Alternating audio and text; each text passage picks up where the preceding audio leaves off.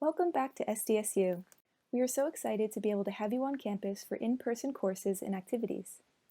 This video provides information on Fall 2021 COVID-19 infection prevention and policies. It is important for members of our community to understand these guidelines and policies so that we can all have a healthier and safer semester. Additionally, we want you to avoid the outcomes of violating COVID-19 policies, which can range from a warning to suspension. Once we discuss the policies, we will share some of the exciting opportunities we have planned for students to come together safely on campus this fall. Next, we will review the vaccination policy. As the California State University announced, the COVID-19 vaccine is required for all students, staff, faculty, and visitors who will be physically on campus this fall semester. Whether you are on campus for classes, work, research, events, or student organization activities, you need to have a COVID-19 vaccine on file with SDSU. This requirement is not contingent on the full U.S. Food and Drug Administration, FDA, approval. Students must upload proof of vaccination to Healthy Connect, the university's secure online health portal, prior to Monday, August 16th. The upload process takes less than 10 minutes, and again, if you plan to be on campus or at an SDSU facility at any point this semester, you must be vaccinated. The CSU COVID-19 vaccination requirement allows for students, faculty, and staff to seek an exemption based on medical or religious grounds. Exemption requests for students and staff and faculty must be submitted before August 16th. If an individual is in the process of being vaccinated but will not be fully vaccinated by August 20th, the first official day of fall semester, they can complete a temporary waiver request. This will place the individual on a weekly testing program until they reach fully vaccinated status. Please note, an individual is fully vaccinated 2 weeks after their second dose of a 2-shot vaccine, or 2 weeks after the first dose of a single-shot vaccine. Students who are not vaccinated will also be required to complete a daily health screening. It is also important that you follow the university's updated facial covering policy, which provides direction for those who are vaccinated and for those who are unvaccinated. Please pay close attention to the policy and refer to it based on your vaccination status. For those that are not vaccinated but have an approved medical or religious exemption on file with the university, facial coverings must be worn at all times while indoors, when in instructional settings, whether indoors or outdoors when unable to maintain 6 feet of distance from others. Certain limited exemptions to wearing a facial covering will be granted to unvaccinated individuals, which are outlined in the full policy online. For individuals that are fully vaccinated, facial coverings are required in the following settings: whenever students are indoors, when in instructional settings, whether indoors or outdoors, and this includes classrooms, instructional labs, spaces being actively used in an instructional capacity, and the university libraries. It is also important to note that vaccinated instructional faculty, teaching assistants, and interpreters can remove their facial coverings when teaching, as long as all students are masked in the classroom. Your health and safety, and that of all others on campus, is our #1 priority. It should be your #1 priority as well. Students who are experiencing symptoms of any sort of illness should refrain from coming to campus or from leaving their room if living in a residential hall for any reason other than to seek medical care or a COVID test. For your own health and your fellow SDSU community, we advise that you please stay home or go home if you begin experiencing any symptoms of illness, regardless of severity. This new norm is being communicated to faculty, staff, and students. You should feel empowered to work directly with your professors, directly regarding any missed work or class time. Next, let's quickly review the symptoms associated with COVID-19. It is crucial for everyone to recognize these symptoms. Symptoms include runny nose or congestion, sore throat, fatigue, headache, cough, shortness of breath, difficulty breathing, high fever, chills, body or muscle aches, nausea or vomiting, and a new loss of taste or smell. Symptoms may appear 2 to 14 days after exposure to the virus. An individual with COVID-19 is contagious to others in the 2 days before they develop symptoms and throughout their illness. It is also possible for an individual to be asymptomatic, meaning that they are infected with COVID-19 but do not experience or show any symptoms. Even if a person is asymptomatic, they can still spread the disease to others. While the vaccine is the most effective prevention against the COVID-19 virus, even vaccinated persons can still get the COVID-19 virus though these symptoms are often much more mild than those who have not been vaccinated. Again, you absolutely should not attend classes or spend any time with other people if you're experiencing any COVID-19 symptoms. Stay home or immediately go home if you start to experience symptoms and seek testing right away. If you are experiencing COVID-19 symptoms, get tested. Residence hall students have to get tested within 6 hours of experiencing symptoms, even if they choose to go home. Students living in a residence hall may only leave their room to get tested or to receive medical care. Off-campus students should be tested within 24 hours of experiencing symptoms. Students living in off-campus residence may not come to campus for any reason besides testing or receiving medical care while they have symptoms and are awaiting test results. If your test is negative, do not return to class until at least 24 hours have passed since your last fever and you have an improvement in your symptoms. If your test is positive, you should not return to class until at least 10 days has passed since your first symptoms appeared and there is an improvement in your symptoms, example cough, shortness of breath, and at least 24 hours have passed since your last fever. Again, this is extremely important for preventing the spread of COVID-19. Let's talk about reporting a COVID-19 case. You should also report any positive cases or exposure to the university so that we can offer direct instructions to individuals who are sick or who are in contact with those who tested positive. This is important and must be reported within 2 hours of exposure or receipt of positive test per the SDSU Student Code of Conduct. You must report using the case report form on the university's COVID-19 website at sdsu.edu/COVID-19.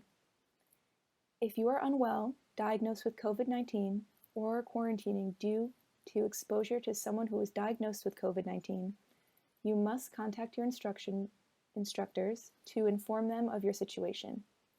Communication with your instructors is key. Update them on your situation to ensure absences are accounted for and you have clear instructions for making up assignments. Next, let's review COVID-19 testing. Students who have an approved vaccination exemption on file must get tested every 7 days in order to have campus access. Students who have any COVID-like symptoms are also required to get tested. There are a few testing options available for SDSU students. Students can get tested through SDSU Student Health Services, testing kits available from vending machines on campus, or their preferred healthcare provider. The test must be molecular, PCR, RT-PCR, TMA, LAMP, or NAAT test. Antigen and antibody tests will not be accepted. If you are tested at any location other than Student Health Services, you must upload documentation to Healthy Connect. We cannot accept submissions via email. Please ensure your results have your name clearly visible on them. This is also university policy and outlined in the Student Code of Conduct. Students who have tested positive or been knowingly exposed to COVID-19 must notify Student Health Services in a timely manner, within 2 hours after the positive test result. If a residential student tested positive, they will be moved to an isolation unit. Students who are in isolation or quarantine must not attend in-person classes, activities, visit other on-campus facilities, or end isolation until they have completed the CDC's guidelines to discontinue home isolation. Next, let's talk about San Diego State's residential policies. San Diego State University has taken and will continue to take multiple measures to protect the health and safety of students living in on-campus housing. However, it is important to understand that these measures cannot completely eliminate the risk of COVID-19 exposure. Upon move-in, all fall 2021 on-campus residents, including those who are vaccinated, must have a negative COVID-19 test administered within 7 days prior to moving into on-campus housing, as well as complete a rapid testing on the day of move-in. Students can quickly and easily upload their test result to the university's Healthy Connect portal, the university's secure online health platform, at least 48 hours before move-in. Any residential student who receives a positive COVID-19 test or fails to upload proof of a negative COVID-19 test will not be permitted to move into on-campus housing during their assigned move-in period. Residential students must upload their COVID-19 vaccination records to Healthy Connect at least 48 hours prior to their assigned move-in date and no later than August 16th, unless they have been approved for an exemption by the university. Each student must be accompanied by no more than 2 family members or guests during move-in. Facial coverings will be required for all students and their guests throughout the move-in process. As part of the SDSU housing agreement, students living on campus must wear facial coverings in accordance with the university's facial covering policy, wash their hands frequently with soap and water for at least 20 seconds, avoid touching the nose, eyes, and mouth, practice good respiratory etiquette, which includes covering coughs and sneezes, avoid close contact with people who are sick, stay in an assigned isolation period if sick, isolate or quarantine if instructed by a medical or public health professional to do so, maintain supply of hand sanitizer, face masks, and a thermometer, and recognize personal risk factors. People with underlying health conditions are at a greater risk of developing more serious complications from COVID-19. Residents living in on-campus housing may only have guests in their residential spaces, including personal space and community spaces such as lounges, study rooms, and outdoor recreation areas, who live in on-campus residential communities. The only exception to this is those providing assistance to move the resident into and out of the residential space. Such assistance must comply with all current public health guidelines, including physical distancing and the use of personal protective equipment, and must be limited to the actual time required for move in or move out. Next, we will talk about some opportunities to come together. This fall, we will have many exciting opportunities to come together as a campus community. These opportunities include Welcome Weeks events, Aztec Nights events, SDSU Go field trips, trips to SDSU football games in Carson, one SDSU community events, and more. Knowing what to expect in terms of COVID-19 policies is crucial to ensure a safer and enjoyable experience. The university's COVID-19 campus activities policy will be published in a few online locations, including the Center for Student Organizations and Activities website. The COVID-19 campus activities policy will be responsive to the evolving needs of our campus community during the COVID-19 pandemic and is subject to change. Some programs, such as Aztec Nights, may also have policies for their events. A few highlighted expectations for the beginning of the fall 2021 term include: each attendee must be approved to access campus in order to participate in activities, whether it is on campus or off. Students should be prepared to show their campus clearance indicator through Healthy Connect upon event entry. Event attendees may not come to the event if they have any signs of illness, whether COVID-19 related or otherwise, or if they are currently under an order to isolate or quarantine. All attendees will be required to wear facial coverings at times in accordance with the university's facial covering policy. Non-SDSU student guests will not be permitted to attend Aztec Nights events. All students must abide by published COVID-19 policies at events on campus, all programs hosted by campus departments, and all activities facilitated by recognized student organizations in order to avoid consequences such as cancellation of activities and disciplinary consequences. Thank you for taking the important steps to help prevent the spread of COVID-19. You can stay up to date on the latest information through the SDSU COVID-19 Weekly Digest, which is sent to your SDSU email address. For more information, visit our website, sdsu.edu/COVID-19. If you have any COVID-19 related questions or concerns, email covidclearance@sdsu.edu. Now it's time to test your knowledge.